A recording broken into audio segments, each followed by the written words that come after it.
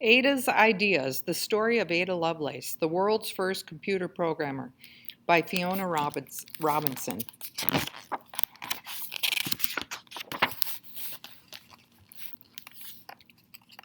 Once there was a girl named Ada who dreamed of making a steam-powered flying horse.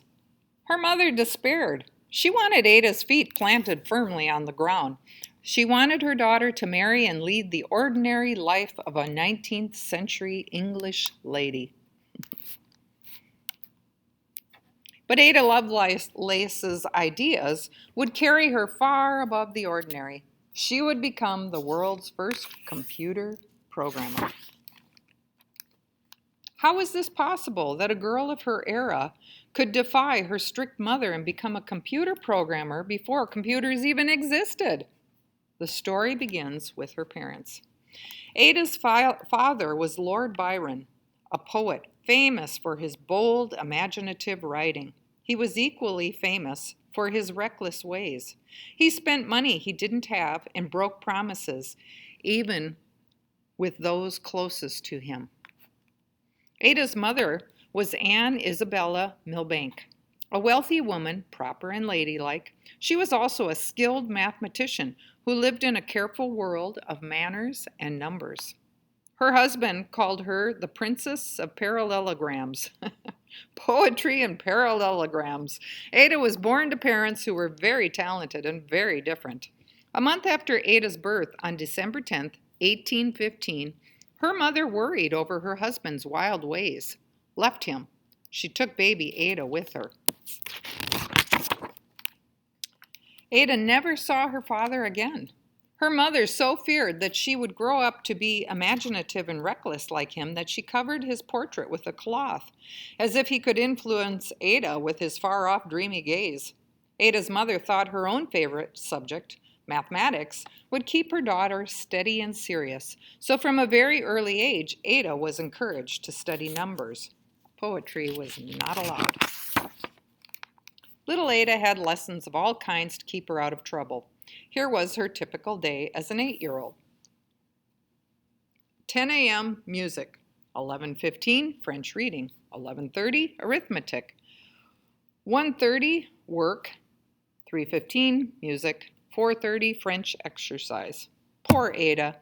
If she fell behind in her studies, her mother locked her in a closet. She rarely played with other children. Her only friend was her cat Puff, and when she was only 8, Ada's father died. She was sad to lose this man, whom she'd only known in her imagination. Great changes were happening in the larger world, too. It was the Industrial Revolution.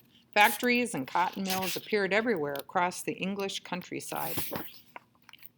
These buildings were filled with giant machines that whirred, clanked, and hissed with newly harnessed steam power.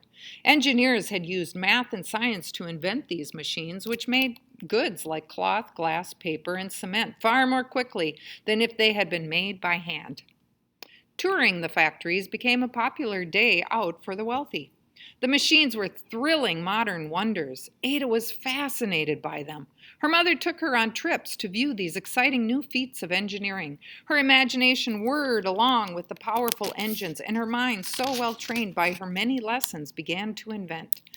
She called one of her ideas flyology. She wanted to invent a flying mechanical horse. Ada studied the wings of a dead crow and figured out how its feathers were ordered and attached. She wrote excitedly to her mother, who was traveling in Europe, of her flying plans, and she called herself your affectionate carrier pigeon. Ada's mother despaired. Her daughter was beginning to remind her of Lord Byron. She sensed her imagination could not be confined by math because Ada was starting to find her own sort of poetical expression through math. Before Ada's mother could ground her with more lessons, Ada was brought back to earth with a bump. Many bumps. Ada fell ill with the measles. She was so weak that for 3 years she could barely walk.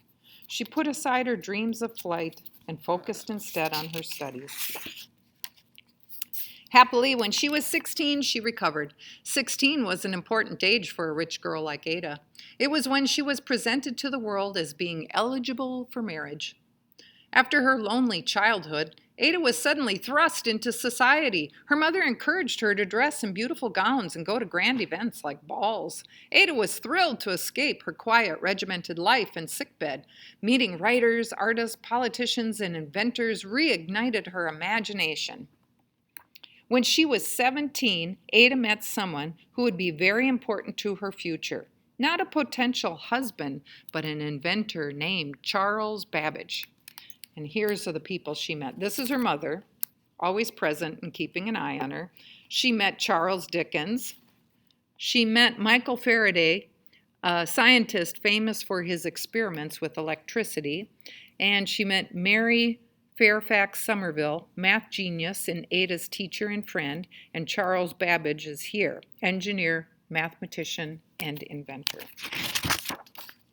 Mr. Babbage showed Ada part of his latest invention, the difference engine. When finished, it would be an enormous steam-powered calculator, heavier than an elephant and taller than a horse. Mr. Babbage understood that human beings could make mistakes in math, and he was determined to create a machine that would always produce the correct answer. His invention would be useful in many ways. One would be to help the ships that carry goods to and from England's factories. To orient the ships at night, when there was little to guide their course, navigators did calculations to measure the distance between stars. Mistakes in their calculations could cause ships to go off course. Mr. Babbage's machine would save time and lives. Ada was thrilled by the difference engine. She became good friends with Mr. Babbage. Her life changed in other ways, too. She married Lord William King, Earl of Lovelace, and had 3 children. Despite her busy new life running a household of her own, Ada continued corresponding and meeting with Mr. Babbage to discuss his wonderful machines. Mr. Babbage told her about his new invention, the analytical engine. This machine was designed to be even bigger and better than the difference engine. It would perform many, many more calculations and store and print the results. Today, it is generally agreed that this was the world's first computer design. Mr. Babbage explained to Ada that the machine would be fed with a series of cards with holes that told it what to do, an idea he had borrowed from another machine. Invented in 1801 by Joseph Marie Jacquard, the Jacquard loom made it possible to weave silk cloth with complicated and beautiful patterns. A string of punched cards was fed through the machine, and each card had a set of holes that corresponded to one line of the pattern. The machine would read these holes and then lift different threads in the cloth being woven, thereby creating the pattern. Mr. Babbage intended for the analytical engine to work in a similar way. Each hole-punched card was fed into his machine would tell it how to move to calculate sums. Ada excitedly offered to figure out the algorithm or instructions that would be punched into the cards. The punched cards were the machine's program. The algorithm Ada created was intended to program the machine to compute a complicated series of numbers called Bernoulli numbers. Working out the algorithm for the program was a little like creating a treasure hunt inside a maze. Imagine that Ada was instructing you to find the treasures in a specific order. The treasures were the numbers she wanted the computer to calculate. She just had to give the machine the right directions so it would find each number in turn. Ada says this is the start of the treasure hunt and to take the green path. There's the first number. Ada says take the pink path. Here's the second number. Ada says follow the brown path. Here's the third. Now the purple path, fourth. Now blue. Just around here should be the fifth number. You're on a roll. Here's the fifth. Now orange to the sixth. Ta-da! And black to the seventh and yellow to the eighth. Ada says you can leave this maze or loop around on the white path to find the numbers again. Ada also wrote about the potential of the analytical engine. Unlike Mr. Babbage, who thought it would just make calculations, Ada foresaw that a computer like the analytical engine would not be limited to math. She believed it could be programmed to create pictures, music, and words.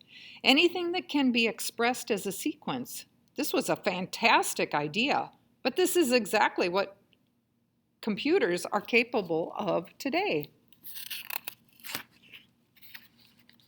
Unfortunately, the analytical machine was never made. It would have cost too much money to build. Few people understood the impact it might have had. And very sadly, Ada died young, at the age of 36.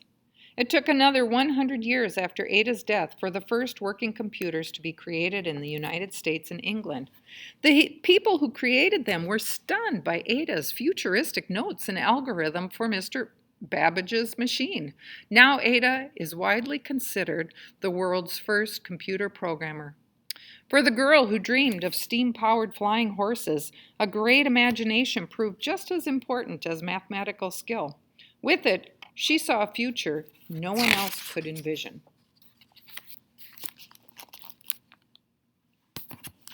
And here's some more information on the back if you want to pause and read it.